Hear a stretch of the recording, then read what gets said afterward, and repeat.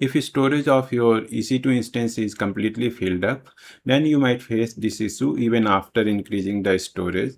So here I try to run cp command, and there I got no space left on device error.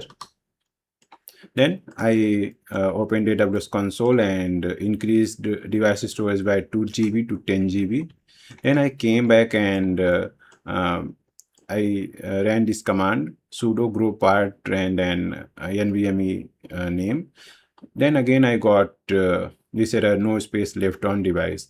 And reason behind this is that this growpart command needs access to tmp storage, but since there is no storage at all, it will not work. And the workaround is to run this command.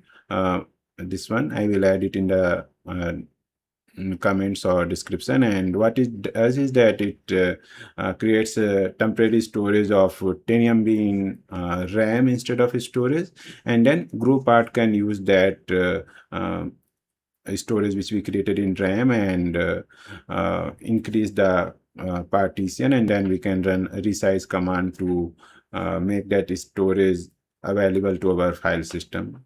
And after that, when I run dfh, then I can see that 2 GB space is available for my use.